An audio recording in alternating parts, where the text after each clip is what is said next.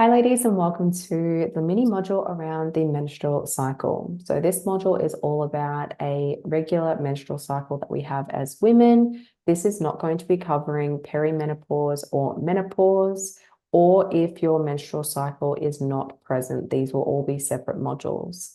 So this here is an overview of understanding the menstrual cycle. And essentially, our menstrual cycle is present to essentially tell us when our fertile years are. So we actually measure the length of a menstrual cycle from the first day of the menstrual bleeding to the onset of the next cycle. Now, our average length is around 28 days, but it can vary from 21 to 35 days depending on the woman. Bleeding can last anywhere between 2 to 7 days, and the average amount of menstrual blood loss is between 30 mil and 80 mil. We actually have on average throughout our lifetime between 300 to 400 cycles and only release between 300 to 400 eggs in our lifetime, which means that we have around 300 to 400 potential chances of falling pregnant. These are our fertile years. So we break this cycle down into 4 phases. We've got the early follicular, the late follicular, the early luteal, and the late luteal. So the early follicular is when we have the bleed. So this is days 1 to 7. And this is where the primary hormones, estrogen and progesterone, are both low. So this is where the body is shedding the uterus lining, getting ready to prepare for another cycle. Then we have the late follicular phase. So this is days around 8 to 14. And this is pre-ovulation. So this is where estrogen is higher and progesterone is low.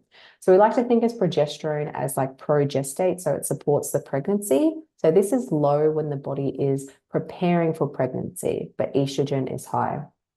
Then we have ovulation. So ovulation falls in the follicular phase at the end. And then once ovulation occurs, this is where we move into the luteal phase. So ovulation is super important because this is when the egg is released. Like I mentioned before, we only release up to 400 eggs in our lifetime. And during this phase, that's what the menstrual cycle is all about, releasing this egg. Now, this can be influenced by many different factors, whether an egg is released or not. So we'll discuss this in future modules, but estrogen is the most important part of the actual cycle when it comes in terms of going through the menstrual cycle. So we have the early luteal phase. So this will be post-ovulation. This is days around 15 to 21. And this is where estrogen is high and progesterone starts to rise. So the body is preparing and creating the environment ready for this baby, ready for the egg to be fertilized. And if the egg has been fertilized, it will continue to grow and evolve. But as we're speaking about in terms of if you're not pregnant today, what can happen is that when the body realizes that the egg hasn't been fertilized, this is where we move into the late luteal phase. This is days around 22 to 28. This is where estrogen starts to fall and progesterone starts to fall as well. So this is where we can experience things such as PMS and all of those sort of things that, being a woman can be really challenging. So we're going to speak a little bit about what is happening within the brain, because it's always important to have an understanding of the control center and what is happening at all times and the feedback loops that are happening. So we like to have a look at the HPO axis. So this is the hypothalamus, pituitary, and ovarian axis. This is the connection between these parts. So what you'll see on this part of the screen here is the hypothalamus and the pituitary gland. These work in a beautiful feedback loop with our uterus, right? Our ovaries and our uterus. So within this, it's continuously sending feedback throughout our whole life. So within this, what essentially happens is this part of our brain is the hypothalamus. This is our master controller.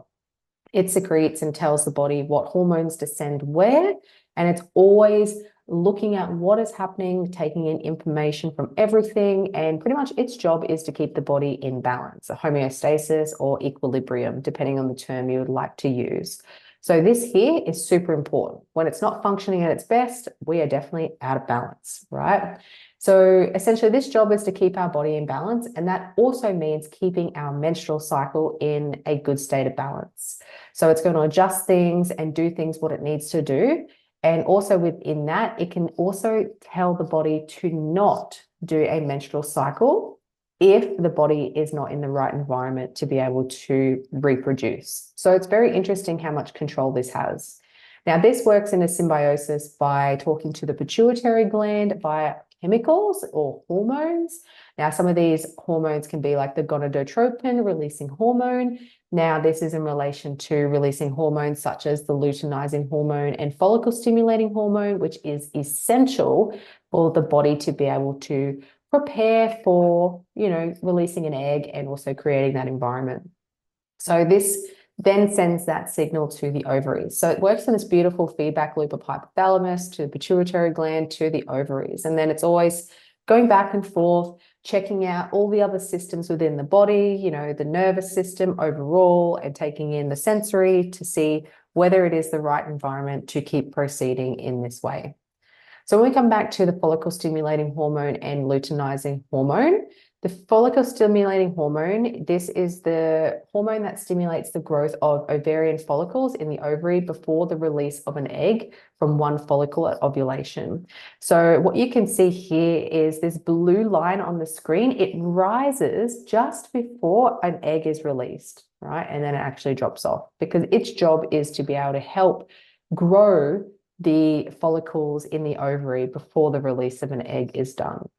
We also have the luteinizing hormone, which is another key player. This is the other reproductive pituitary hormone. This aids in egg maturation and provides the hormonal trigger to cause ovulation and the release of eggs from the ovary. So this also rises. This is the pink one here. This also rises as we move in towards ovulation. Once the egg is released, it then drops off too. So that's the key players in terms of ovulation. Coming back to that, our essential thing is this is our reproductive years. The whole purpose of a menstrual cycle is to release that egg to get fertilized, right? Essentially, that's what this menstrual cycle is all about. So within this, the menstrual cycle is all about releasing the egg. So it's always working in a way to be able to release that egg if the body is in a good state of balance and in a good environment. So the success of that is predicated on the prior steps. So if the body doesn't have a great environment to do so, or, let's just say there's some sort of disconnection happening between the pituitary gland, the hypothalamus, or the ovaries, or, extreme stress or not enough nutrients for the body or whatever it might be, these sort of things can actually start to cause a disruption in those processes to be able to go through the menstrual cycle process. So we like to think of it as like a complex dominoes, right? Any sort of disruption is going to have an impact down the chain. If you've ever done a domino chain where you press it and it knocks all the dominoes over beautifully, right? If one of them goes out of balance, it stops, right? So we need to think about it in this way. Our body is always working in the background to be able to make this stuff happen. So at the end of the day, what we can do to support this is to ensure that our diet is nice and balanced with adequate nutrients. We're training and we are also balancing our training with nice rest. We're not overstressing the body, but we're still challenging our body just enough. And, all of these beautiful things that we can do to support the body throughout this process. Now, if we look at it in this way, you would have seen this on the diagram before. What you can see here is that with the follicle stimulating hormone and luteinizing hormone, they rise just before an egg is released.